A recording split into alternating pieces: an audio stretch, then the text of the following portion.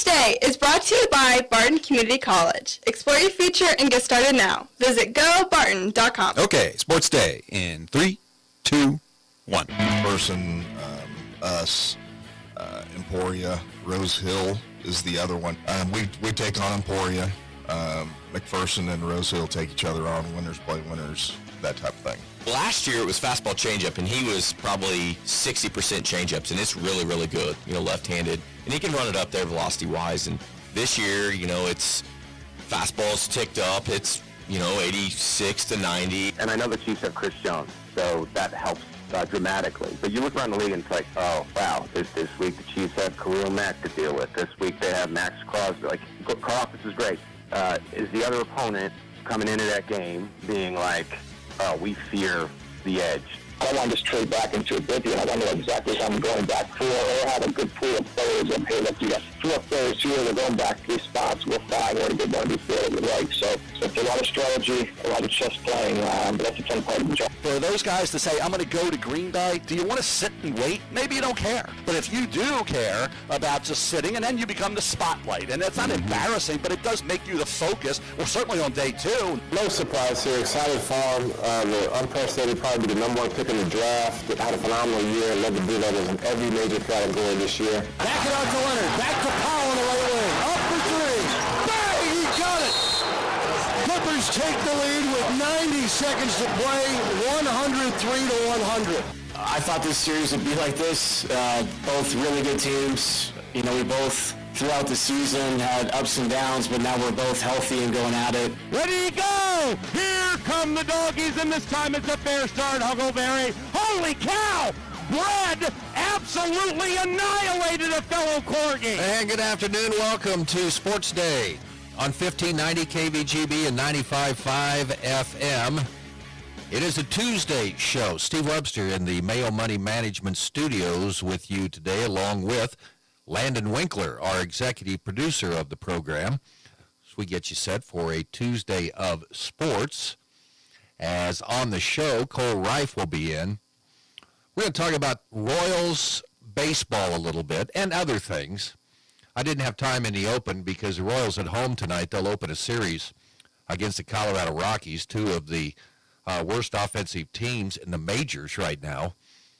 And I guess we'll try to match the batting average with the player. Man, there's some ugly batting averages for Kansas City right now. And we'll talk other things. NFL Draft coming up Thursday. We'll have day 1 coverage starting at 6 here on KVGB. And you heard a couple clips from Brett Veach, who met with the media on Monday, talking about the Chiefs, what they're thinking about going into Thursday's draft. The Chiefs picked 31st. But we'll play that press conference, about 12 minutes. And Brett Veach is really good because they're really not going to tell you, well, we're going to go out, we're targeting this guy right now. But he kind of really lets you understand the process of the draft and a whole bunch of things that are going on. So we'll have that with Brett Veach. And Buster Olney, ESPN Baseball. We'll have some baseball talk from you from this weekend. So that's what's on the program today. Of course, we'll have our headlines and right now our sounds of the past 24 hours or before that, some of those. So let's get started today. You heard Randy Beck. He's the coach of the Great Bend Panther baseball team. They're on the road today. They will play in McPherson. He was kind of lining up the schedule. It's going to be a big week for Great Bend. They will play today against Emporia. It is at a quad in McPherson. And I like these matchups. Winners play winners, losers play losers. So hopefully Great Bend's a winner today after they beat Emporia. Then they would take on the winner or loser, whichever category they slip into, between Rose Hill and McPherson. So that's today. Then Friday, the Panthers will head to the Kansas City area. They'll be in Gardner-Edgerton for all 3 of their games that will be starting on Friday. They will take on Lee Summit North, a school from Missouri, and then on Saturday, a couple of games against St. Thomas Aquinas. number 1 team in Class 5A. That'll be a good matchup. And then they'll take on Gardner-Edgerton on their home field. So 3 games coming up this weekend. By the way, those 2 games on Saturday, we'll have them for you on B1043 The Point with Mike Hesher on the call. So something to look forward to with Panther baseball. Panther softball, they're at home today. Lady Panthers will be taking on Hayes High at 6 o'clock tonight. It's a single 7-inning game. Then on Thursday, the series shifts to Hayes for a doubleheader. Great Bend going into their game today, 6-0 in the WAC, 12-4 overall. Hayes is 5-1. They split a doubleheader with Garden City last week. I thought they'd swept that, but Jim Azunas letting me know yesterday that no, they split that. So Hayes is 5-1, 9-4 overall. Garden City's 1-1, 8-2. Great Bend gets Garden City next week. So big week for the Lady Panthers. And that doubleheader at Hayes, Mike Hesher will be up there on Thursday as he will bring you that doubleheader. So a big week for Great Bend and Hayes in softball. Brent Biggs, he was on the show talking about this week's Jayhawk West Pitcher of the Week, and that was Ethan Mineker, named to the West Division Pitcher of the Week. Picked up a couple of wins last week over Garden City and Pratt. He had a big day. The final game of the 4-game series that Barton had with Cloud County. Barton took 3 of 4, but in the final game, Cloud County scored 23 runs, and Ethan didn't make it out of the first inning. Then Brent Biggs talking about he found his changeup again. I guess kind of like your golf swing. You kind of lose the feel of it. He's got that back. He's had an uptick in velocity this year, and that Barton pitching staff has been dominant. The Cougars, 24-4, 37-8 on the season. They beat the McPherson JV last night, 21-2. They scored 9 runs in the first inning, never looked back. And right now, as of now, because these schedules are changing all the time, Barton will play at Dodge City on Thursday, and then we'll be back at home on Saturday at Lawson Biggs Field to take on Dodge City to complete that 4-game series. Barton closing in on the Jayhawk Conference title. They currently lead second place Cloud County by a full 4 games in the conference standings. Cloud is 18-6, Barton 24-4. It is going to be tricky this week because we have rain in the forecast every day through next Monday. So we'll see what they can get in. And, of course, baseball and softball at Great Bend High School facing the same thing. Some schools have moved their schedules around. Pratt and Seward County are going to try to play in the Liberal tomorrow. And at least right now, Barton's holding steady. I don't know what day you would move it to. Or maybe there's a window like at 3 a.m. on a Wednesday morning or a Thursday morning you think you can get it in. But weather's going to be tricky this week. Big series today. A big doubleheader. In fact, it's big, huge, gigantic. The Barton Lady Cougar softball team in El Dorado to take on Butler. Jayhawk Division I softball regular season championship's going to be decided this week. Barton plays at Butler today, and Butler is 1 game behind the Lady Cougars in the conference standings. They split a doubleheader earlier this year. Barton's 24-4, Butler's 23-5. First place is Hutchinson. They're a game ahead of Barton, 2 ahead of Butler. They're 25-3. They don't play until tomorrow when they play a doubleheader at Dodge City. Then the regular season concludes on Saturday. Barton is at home against Hutchinson, and Butler, well, they've got 2 layup games probably at Pratt. So this is do or die today for Butler, and really and Barton as well, because you want to at least have a chance of getting a piece of that conference title when they play on Saturday. So that's the local baseball and softball scene. The NFL draft is Sunday. There's a lot of time, there's speculation because no one knows what's going to happen, including Pete Sweeney, Arrowhead Pride, although he is leaning toward the Chiefs picking up defensive line help, and he's hoping it's an edge rusher, saying George Karlaftis is okay, but it's not someone that other teams fear. So we'll see. The Chiefs, other people linking him maybe with an offensive tackle, but they picked up Jalen Moore to a 2-year, $30 million deal in free agency. Running back, who knows? Just take your pick. The NFL draft on Thursday, and we'll hear more with Brett Veach coming up in just a moment. We'll have day one coverage for you of the NFL Draft Thursday starting at 6. So the Royals have a 12:30 game against Colorado as they wrap up their 3-game series in Kansas City on Thursday. We'll also have day 3 coverage of the NFL Draft here on KVG. That starts at 11 on Saturday morning, and we'll run all day until we get to Royals and the Houston Astros on Saturday. That will be at 5:30. Some other thoughts from the draft. Tom Telesco, he's a former NFL general manager. Have you ever done a fantasy baseball draft or a fantasy football draft, and all of a sudden you've got 60 seconds or 2 minutes to make your pick, and you're panicking? Okay, what do I do?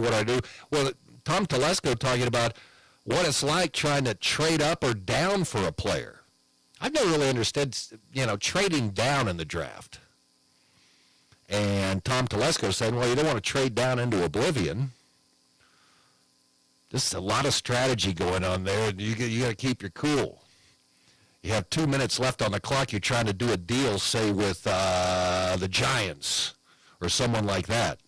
Mel Kiper Jr., ESPN senior NFL draft analyst, saying he's not sure if he'd want to go to the draft. Go to Green Bay, sit in the green room, and then your name doesn't get called. What is it, Brady Quinn? Sat there all night. It's not good. Pretty soon they take him off the screen. They don't even let him sit in the green room anymore because the camera's on him all the time. He doesn't put too much stock into who's attending the NFL draft. Carlos Boozer, basketball analyst on Cooper Flagg, declaring for the NBA draft. Favorite to be the number 1 overall pick. The 18-year-old became only the 4th freshman named as the AP National Player of the Year, leading the Blue Devils to the Final Four. Averaged 19 points, 8 rebounds, 4 assists, a block, a steal to lead Duke in each category this year. The NBA playoffs. By the way, the team that I didn't even know was in the playoffs because, I follow the NBA playoffs so closely. The Detroit Pistons won last night. Yes, they did. And they ended up beating the New York Knicks in New York, so they evened that series at 1-1. Meanwhile, the LA Clippers beat the Nuggets in Denver, 105-102. That series is tied at 1-1. You heard the play-by-play call. Norman Powell hit a 3. That gave the Clippers a 103-100 victory, and they hang on to get the win. They almost won Game 1 out in Denver. And Nuggets head coach David Adelman says, the series being tied at 1, he knew it was going to be a close series coming in.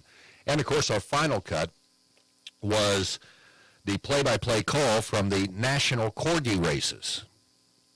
A fun experience that I got to experience this weekend. That's what, you get to this time of year, sometimes you end up watching Corgi races.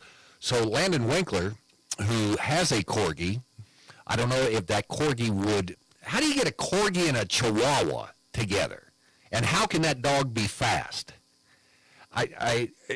Is your Corgi fast? I mean, I like to think that he's fast. He's very enthusiastic, that's for sure. Okay, all right. So did you check out any Corgi racing yesterday?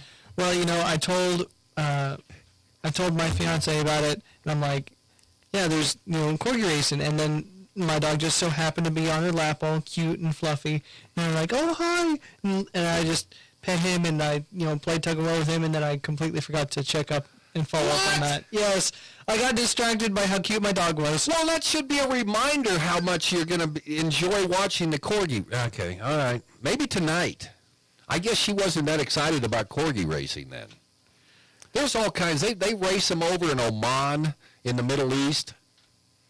This is a big phenomenon, or something like that.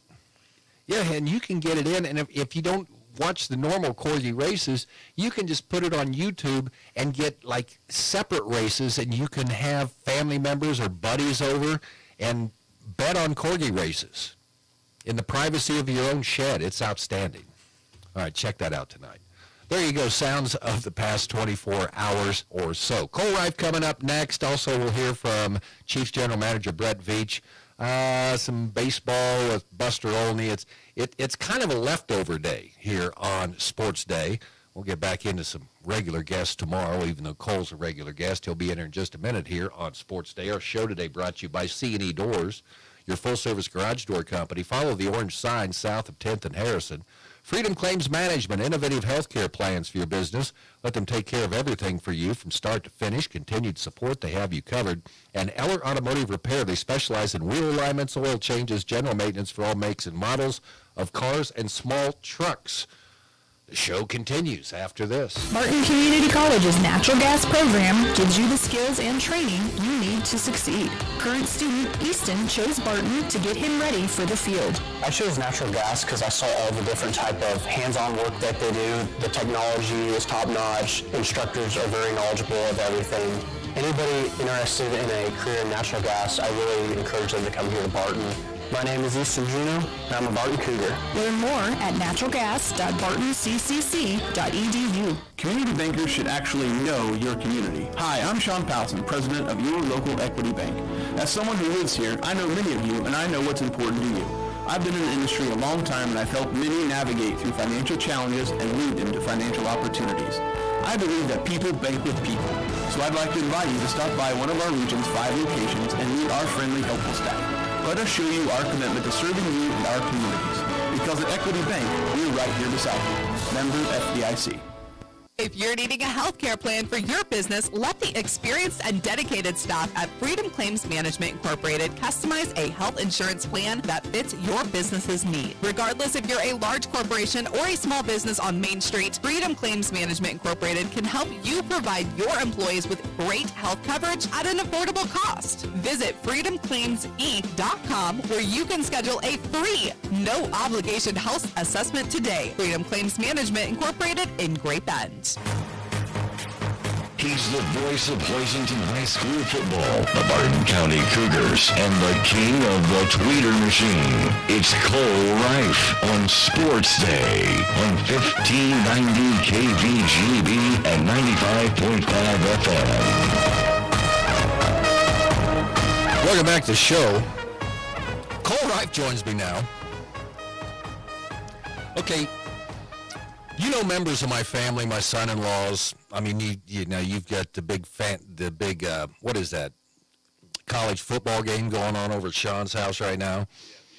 Oh, wait, let me get that up there. Okay, there you go. Okay. Yep. So, you know, we Saturday night, we all got together out at Steph's and Josh's. We went to the suburbs out at Albert. Well, and there wasn't anything on. I mean, NBA playoffs. NBA playoffs. Yeah, no, that's not. It wasn't being viewed. So we saw this thing, and it was like corgi racing. That was the funnest time we've had in a long, long time. I mean, Haley likes Formula One racing. You should have seen her get into this, especially when you started wagering on each dog. I mean, there were like 10 preliminary. I mean, it's a sprint. Dogs are distracted. Dogs will try to bite each other as they go down the track. They'll run into each other. They tumble. They go end over end. And in the end, there's really no rules. So it's just like a flat track. There's no like obstacles. Or... Yeah, but they have ran this track on a regular horse track, but they didn't put them in the gates, obviously, because they're too short. They just come right out of the bottom of it.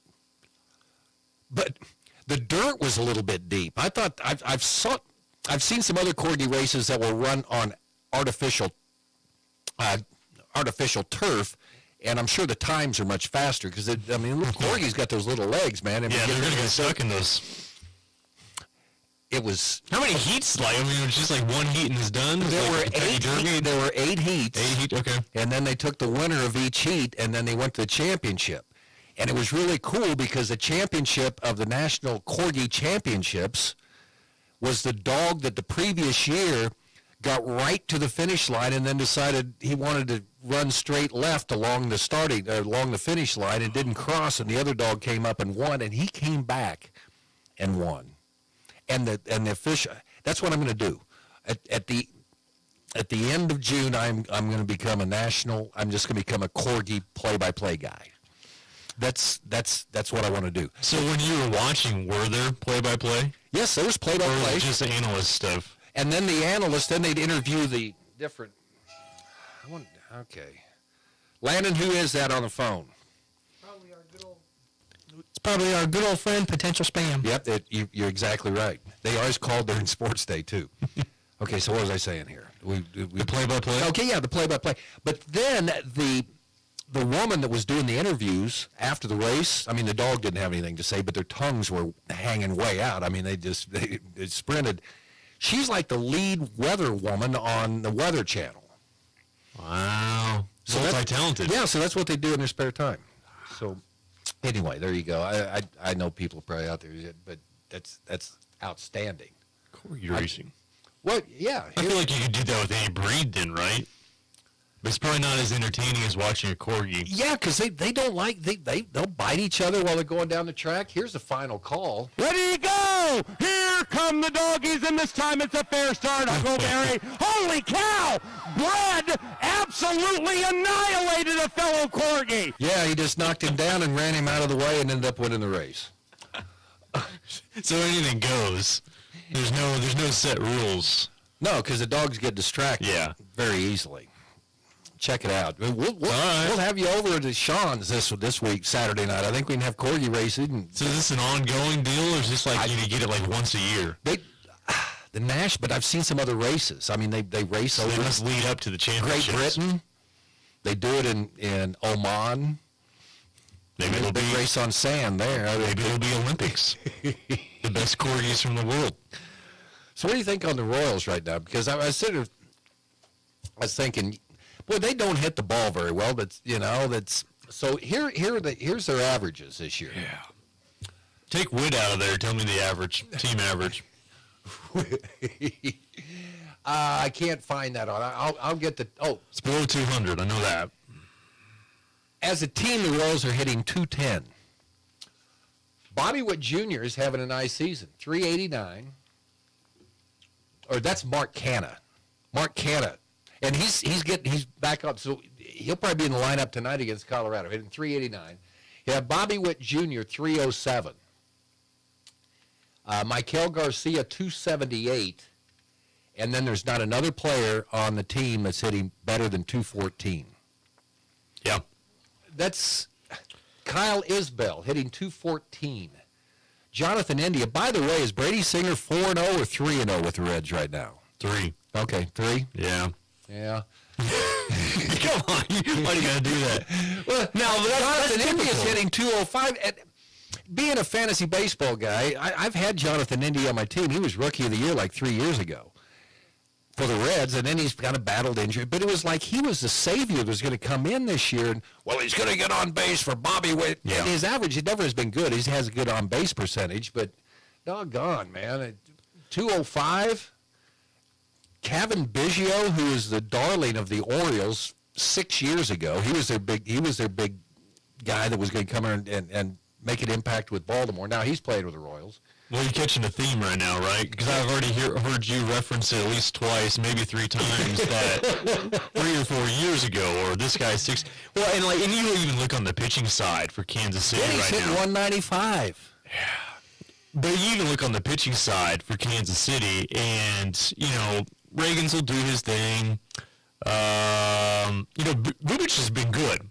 Lugo's been good. I mean, Lugo's been all right. He's been all right. But you talk about, quality starts and what you're going to get at him. And, you knew going into the season when you acquire guys, even, years ago, but, like a guy like Michael Wacha, he had his spurt.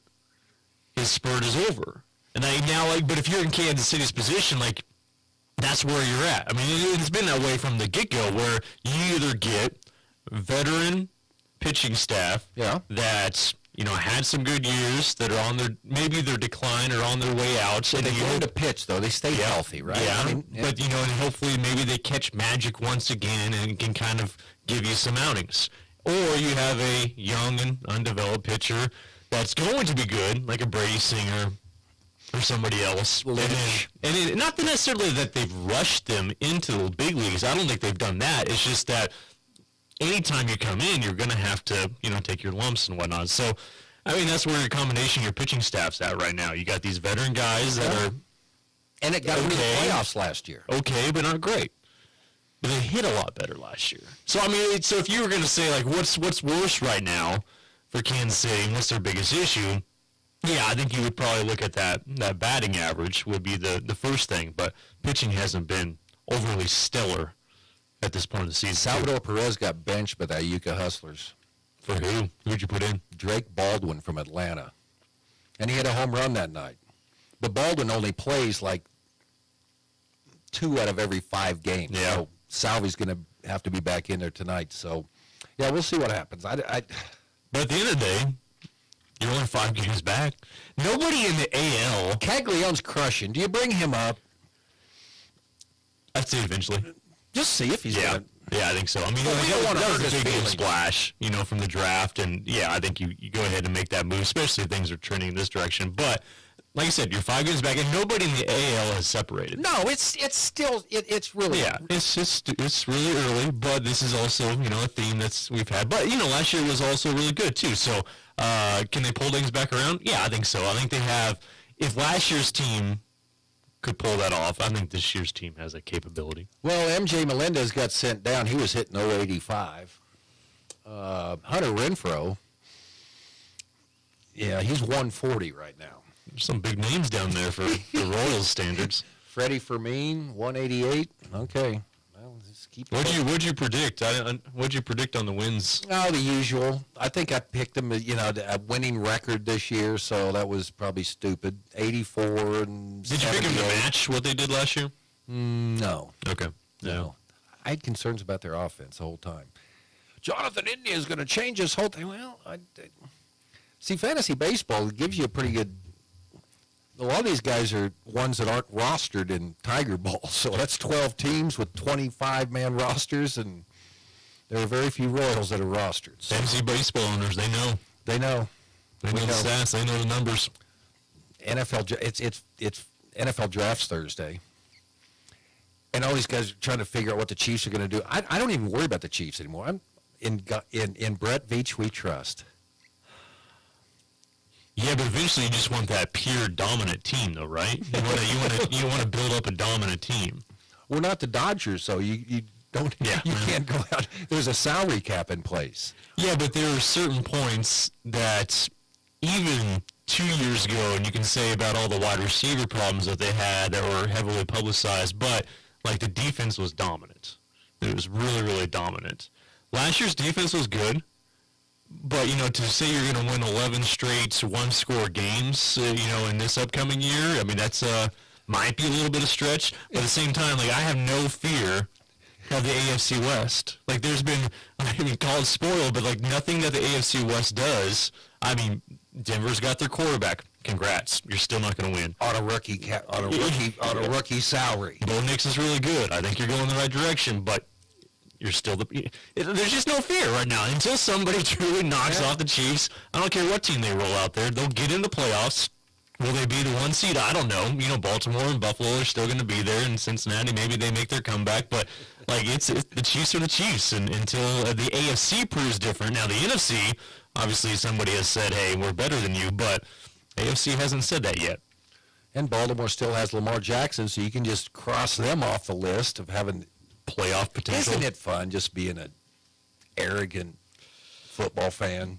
It's fun, but I really wanted 3 straight. You only get really one crack at that. Now, trying to build back up for another 3 straight's a lot of work. So, they did all the groundwork, and then they should have just finished it off. But that's whatever. Yeah, and Patrick Mahomes only has, 2 or 3 years left in him because once he gets older and he can't run around, because that's when he makes all his plays, is when he breaks pocket and throws. As far as stepping back into pocket and becoming a pocket passer, do you have confidence in him doing that? I would agree with that, but weren't we discussing that we thought the demise of his career was when he's going to start having kids? And for whatever reason, he has held his own, and he's got 3 now.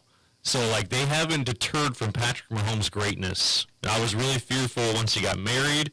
I was really fearful once he had his first kid, then his second kid, now his 3rd kid, but he's still chugging along. Yeah, I think it affects golfers more. You think so? Yeah. As far as time away to go practice your craft? Yeah, exactly. Because Jordan Spieth was going to be the number 1 golfer, and then he's kind of went away. All these guys, then they have kids, and Tiger hung in there, but then he wanted to go to boot camps and things like that, and now he's just a broken down fella. So Okay, well, I appreciate you coming. Hey, anytime. If you want to talk about corgi racing next week, I'll try to catch up. If you want to look at something, if you get bored downstairs, just check out those races. It's no holds barred. Cole Reif with us here on Sports Day. We'll hear a little Chief stuff coming up here. Brett Veach's press conference from Monday here on Sports Day. From the Mayo Money Management Studios, 1590 KVGB, Great Bend, and 95.5 FM K238CK, Hoisington. When it comes to car maintenance, it's good to know a local guy that can get things done. The Eller family has been in the auto repair business in Great Bend forever. Greg Eller continues that long tradition of helping people. Eller Automotive Repair specializes in wheel alignments, oil changes, and general maintenance for all makes and models of cars and small trucks. Open 8 to 5 Monday through Thursday, 8 to 4 Fridays. Eller Automotive Repair at 915 Morton, right behind Great Bend Appliance, Furniture, and Sleep Source, 10th and Morton. As a farmer, I have thousands of more mouths to feed than the average person. What fuels me to get the job done? The smell of the soil and the hum of the combine. What fuels my equipment? Cenex Ruby Fieldmaster, a premium diesel fuel for the most challenging conditions. Better than any formula yet, delivering maximum uptime every time. Cenex Ruby Fieldmaster, fueled by innovation, powered to perform. Contact American Plains Co-op Fuel Department in Great Bend, your certified Cenex distributor. Now, in its second decade, it's Sports Day on 1590 KVGB and 95.5 FM. Presented by Barton Community College and the Cougar Athletic Department.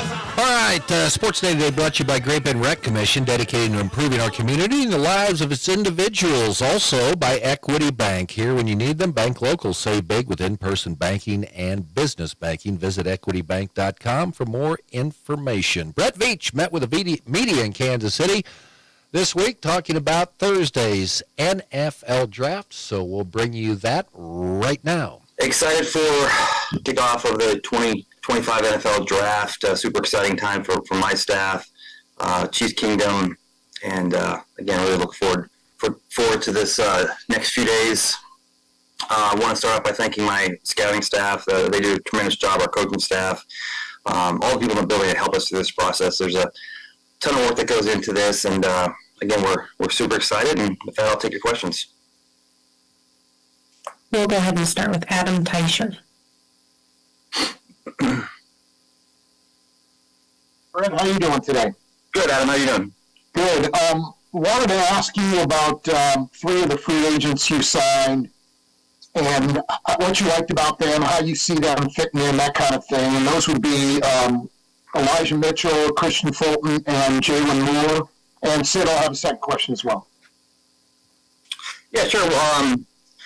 Adam, every free agency process, I think the goal and the objective is always the same, yet how you go about it is always different. And the goal and the objective is always to position yourself and your team so that when you get to the draft, you can unlock the full potential of your board and not have to be stressed out and take the best player available. And how you go about that is different every year, right? I mean, depending on your cash and cap and what players are available and how many players you're losing and what have you. So it's a unique challenge every year. And I think, though, over the years, one thing that we've shown is we're going to put a high priority on offensive line, defensive line. And you start off with Jalen Moore. I don't think it's a secret. We want to get some stability there at the left tackle position. He's a guy that I think the only downside was just the lack of starts during his career. Now, when you consider the fact that he played behind a first ballot Hall of Fame player in Trent Williams, you can see why. But he's athletic. He's a smart kid. We did a lot of work on him during the pre-draft process years ago. Always had taken a liking to the kid. Thought he had a game that translates. And credit to him that when he had a chance to go out there and log 6-7 starts last year, he did a really good job. Now the next step is maintaining that level of play throughout the course and the duration of a season. But again, we're super excited to add him and hopefully provide some stability to that left side of the line. Said over the last few months, I think that we've done a really good job. Obviously, our interior has been strong the last few years. We did lose Joe, and that late season move with Kingsley late in the season, his start in Denver was promising. So we think we have some some flexibility there with those guys. But again, I think the ongoing effort and pursuit to just get more consistent play on that left side was important to us, and I don't think that process will stop. We'll continue in the draft to address the offensive line. And then on the defensive side, losing LJ last year, and Jalen Watson was having a really good year. He got hurt. Nazi got hurt last year. We had some guys get banged up. The way Steve does things on that back end requires a lot of depth there. You can never have enough good corners. Christian was a guy that we liked coming out as well. In fact, I think it was a COVID year. He was right there, and I think he went a few picks before we ended up, I think, selecting Willie Gay. But a guy we did a lot of work on and liked him. And then Elijah Mitchell, maybe listen, we're going to the well again. We had a good experience a few years back when we had done a lot of work on Jerick McKinnon, and he was a guy that had a great career in Minnesota, went to the Niners and just couldn't get healthy, couldn't get right, was always banged up, and we're like, this kid's still young, and although he's battled a lot of injuries, we've always liked the tape, we've always liked the person, great kid. Similar skill set in the sense he's explosive, he has great hands. I'm sure you even heard Kyle Shanahan talk about when he's healthy, how good he is, and I think it's no secret with him that he's got to stay healthy. And so again, I think probably the success we had with McKinnon gave us some confidence to try it again, and he'll have to get through training camp and get through a season healthy. But our trainers like what they saw in regards to his rehab from his injury last season, and so hopefully we can get him on the field, keep him on the field, because I think when he's healthy, he provides an explosive dynamic in both the run and pass game. Okay. And you kind of touched on this a minute ago, but I wanted to ask you also, your goal kind of going into every draft is to not have obvious needs like you mentioned earlier. What do you feel the roster is right now, understanding you have 8 draft picks coming up plus whatever's left in free agency? Yeah, I think there's always, of course, room for improvement. I think that just from a 1,000-foot view, I mean, it's probably safe to say, and you guys know I always give you probably too much information on these Zooms, but in the O-line, D-line, and corner, I think the draft has some numbers. I mean, the O-line numbers are probably down a tick, but I think everyone's talked about the depth in the draft at the defensive line position, in particular defensive end.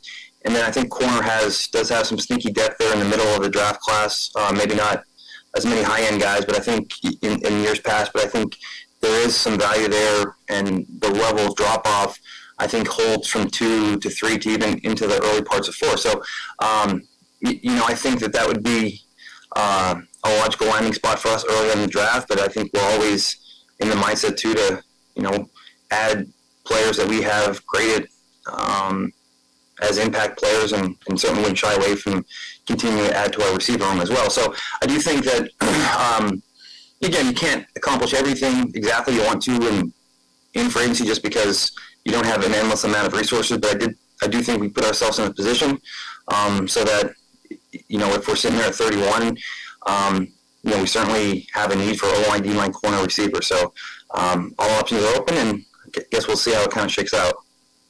Okay, great. And hey, you never give too much information on these things, so don't worry about that. Yeah. Okay, we'll go next to Pete Sweeney. Go ahead, Pete.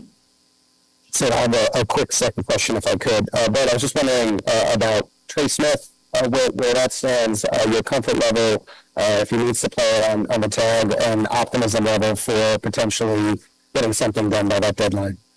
Hopefully, we get that done. I mean, there's no lack of interest or will or desire on our end, and we did have, Pete, a ton of talk with Torrey and Jimmy, his agents at the Combine.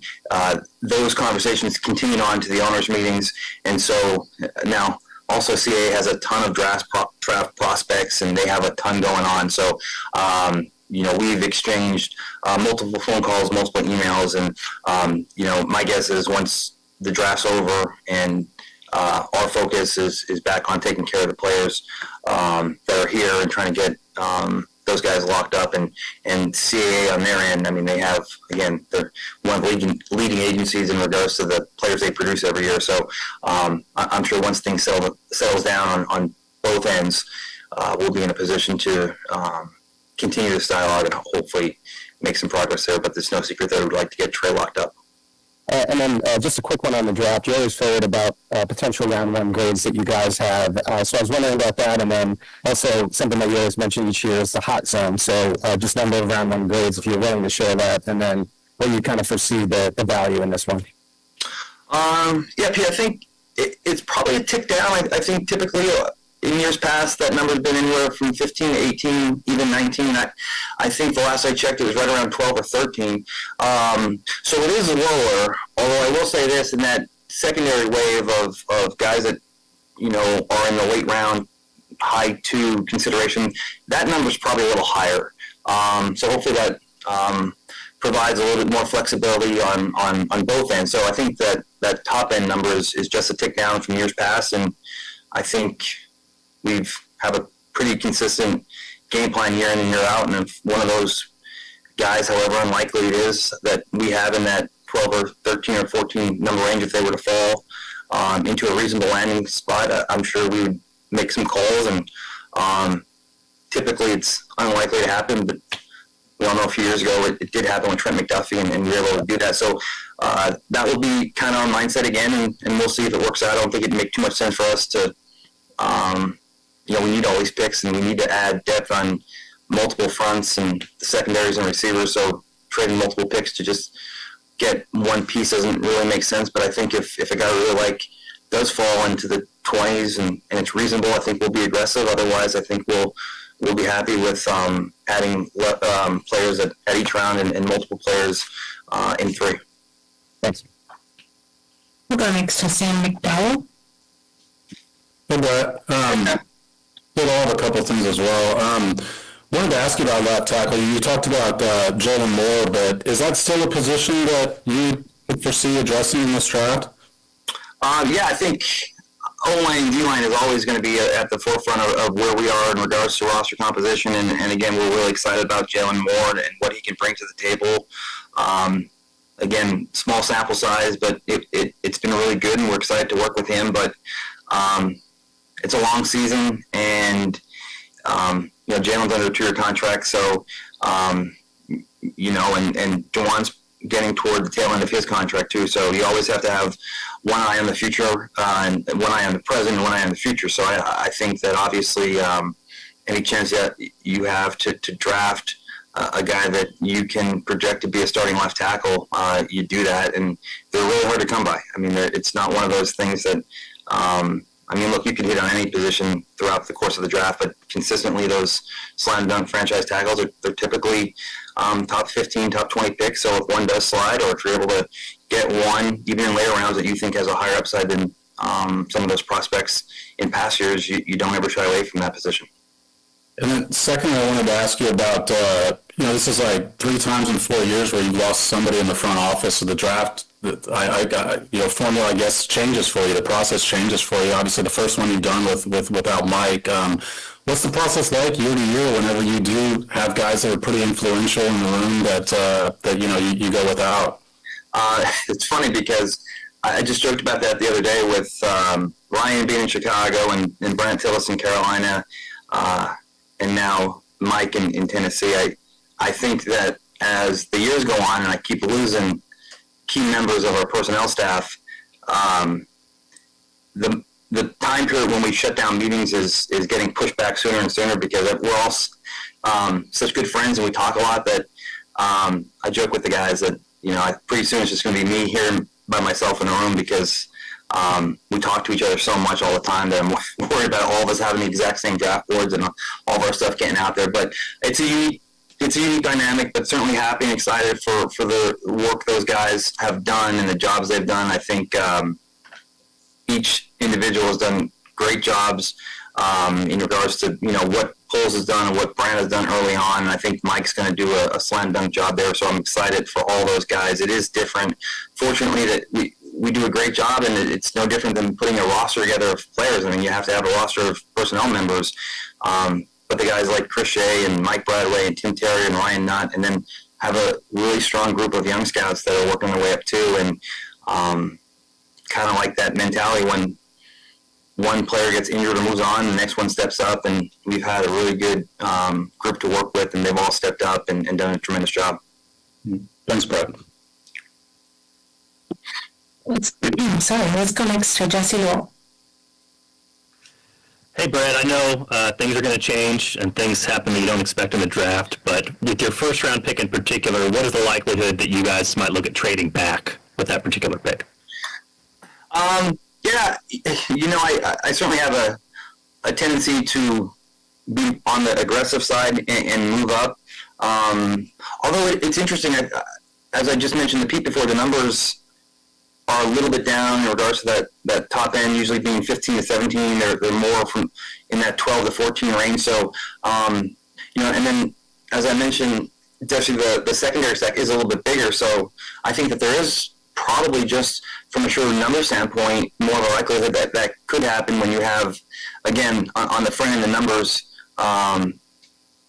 meaning 7.5 or higher on our grading system being low, but then that next 7.0 to 6.5 grading system, the numbers being higher. I think that from that standpoint, I think that could be in our wheelhouse, and it might make sense to us. So we'll have to see. I think there's always, or at least it worked out that way in the last few years, been one guy.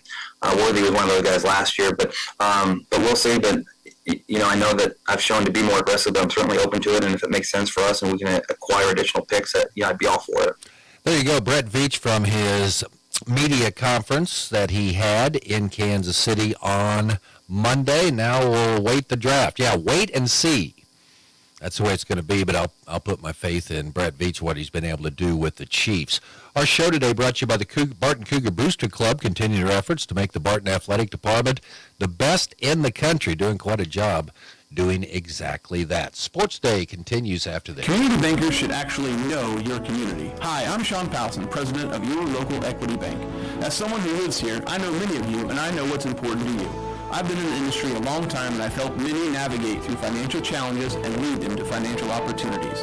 I believe that people bank with people, so I'd like to invite you to stop by one of our region's 5 locations and meet our friendly, helpful staff. Let us show you our commitment to serving you and our communities. Because at Equity Bank, we're right here beside you. Member FDIC.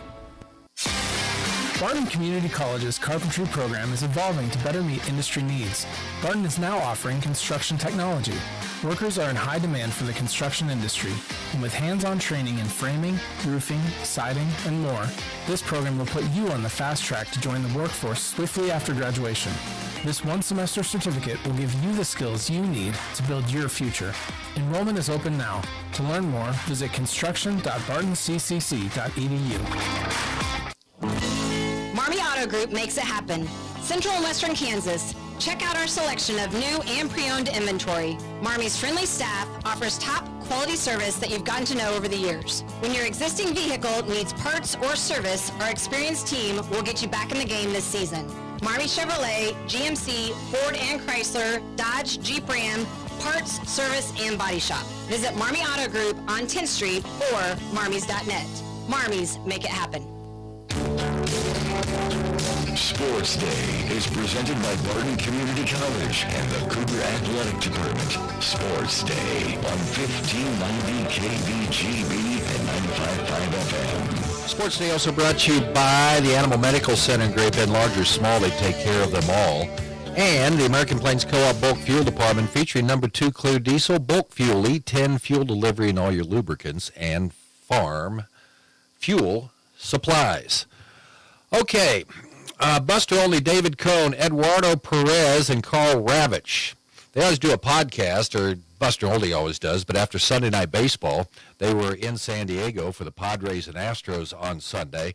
And a lot of times when they head to the airport, they do a podcast, and they call it the Clown Car. Well, this time they did their Clown Car while walking back to the hotel from the ballpark in San Diego. They discussed Fernando Tatis Jr. operating at a different level, the painful start to the Orioles season, Max Fried's near no-hitter, and Ronald Acuna Jr. attacking the Braves on X.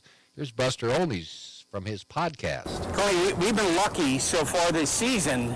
We saw Kyle Tucker last week. We saw the Dodgers early on. We saw Aaron Judge in spring training. Take Shohei Ohtani out of the conversation right now in your eyes. How would you rank like 2, 3, and 4 in baseball, best players? Well, yeah, that's the thing, best baseball player, right? Not the best hitter. The best hitter is Aaron Judge in the batter's box. But the best all-around baseball player, the most athletic going right now, Fernando Tatis would get a lot of votes because of that. The most exciting to watch, the most dynamic. He takes your breath away at times, and that's just not in the batter's box. That's on the field. It's running the bases, stealing bases. He had a great base running play and scored too as well. I mean, he can impact the game in so many different ways. That's so entertaining that he absolutely would get a lot of votes for maybe the most all-around best ball player, most exciting ball player to watch right now. All right, we're about halfway back to the hotel. Oh, Eduardo, you want to chime in on this? Oh, what I want to chime in on is I like our new Concar version where it's on our legs. I feel like the Flintstones right now. Get it started right here. I kind of like this, Buster. With all the ambiance in the background.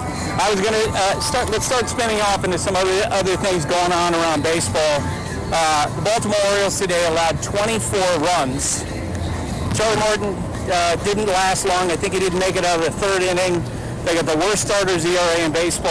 And oh, by the way, the owner, David Rubenstein, it was on his bobblehead day. Now, I called around to a bunch of people I know in baseball and said, have you ever heard of an owner having a bobblehead day, let alone in his second year, and to have this and then give up a lot of runs? Carl, what do you make of this team? Can I get a brontosaurus burger? Well, that's the timing of that is just awful. Ideally, you want to celebrate an owner because they invest in the team and they put a great product out there, and they may sign some of these young players to long-term deals, which would help ease the pain. But today was painful. The start to the season has been painful, and I believe we saw the Orioles in spring training. There was some concern, with Rodriguez being hurt and the moves they made, that the pitching was going to be thin, that the pitching was not going to be able to be a big factor in this division. Too much contact, not enough velocity. Charlie Morton, and his experience and age, there was real worry, I think, within the organization from some people about what they were going to be capable of. And so far this season, it's shown itself. So the timing of that was poor, to say the least. But do you get one? Do you have a bobblehead of David Rubenstein? Are you going to get one? I don't think I'll be getting one, too, after comments today. I'd say this, we've seen owners react in situations like this. Some should hide after what they didn't do in the offseason. The right thing for David Rubenstein today, after that kind of loss, he and Michael Elias should come out and meet with the media. Because the idea that anybody else is responsible for the fact that they're short on starting pitching is kind of silly. And I've seen speculation, maybe Brandon Hyde is in trouble. I mean, that's ridiculous when you look at what they put together in the offseason. Coney, I'm sure you saw the near no-hitter today with Max Fried. And when I initially saw the play and read what happened, that the official score decided that Paul Goldschmidt ruled that Paul Goldschmidt had made an error, I was like, man, you can't change that. And then I asked, well, who was running? It was Chandler Simpson, the guy with over 100 stolen bases in the minor leagues last year.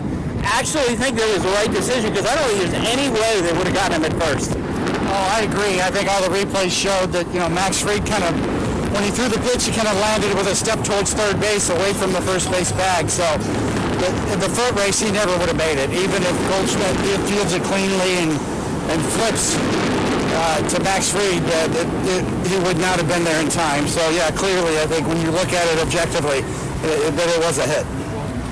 The bigger issue around the Yankees right now, Devin Williams, their closer, acquired from the Brewers during the offseason. Sarah Lang sent us notes to me this morning about how the swing and miss rate on his changeup has dropped from 48% last year to 22% in his first 8 outings. He's got, a 9 ERA, 7 walks in 8 innings.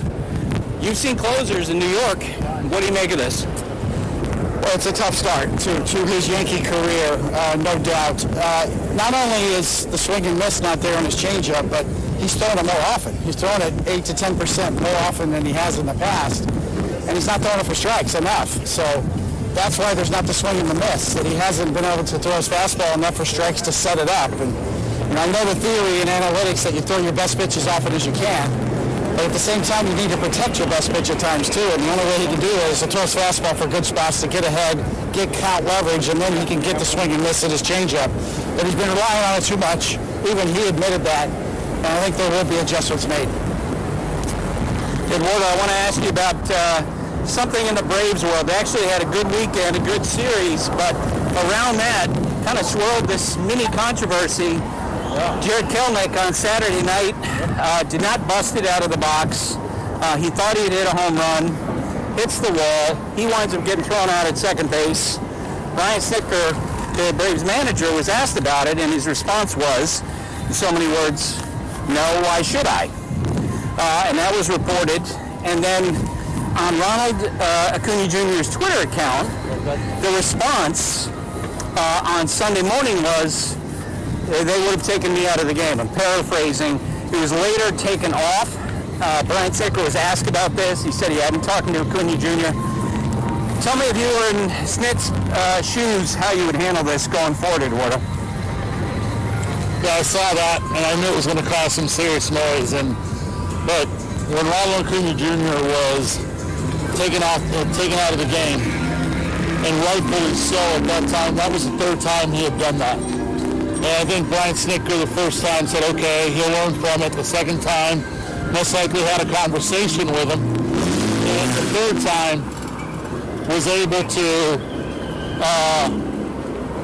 able then to take him out of the game. But look, to me, it's a conversation you got to have with Ronald Acuna Jr. You have to keep it away from the media.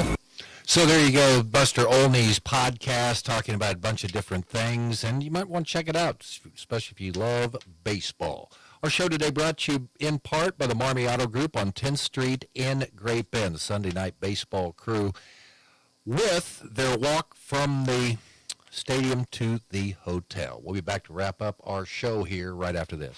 Hey everyone, this is Cole Wright, voice of the Barton Cougars. Attending sporting events for Barton Community College is great, but did you know you can support the athletic teams even further by getting involved with the Cougar Booster Club? The Boosters help with fundraising for equipment and facility upgrades to give Barton athletes every opportunity to keep succeeding at the regional and national levels. Join the Cougar Booster Club as an individual or business. Call 620-792-9377. Become a booster today. Go Cougars. Hey folks, it's Dr. Ty here at Animal Medical Center, and we're going to start talking about all things nutrition and why nutrition is so important. We all know that high quality and well-balanced nutrition can eliminate a lot of diseases, including obesity, heart disease, kidney disease, even allergies, dental disease, and many other things. We are supporters of Science Diet dog food. Science Diet is one of the most nutritious, well-researched, and well-balanced foods on the planet, and we use it to help prevent a lot of diseases. Ask us how we can help your animal on the nutrition side of things. Dr. Ty at Animal Medical Center, large or small, we take care of them all.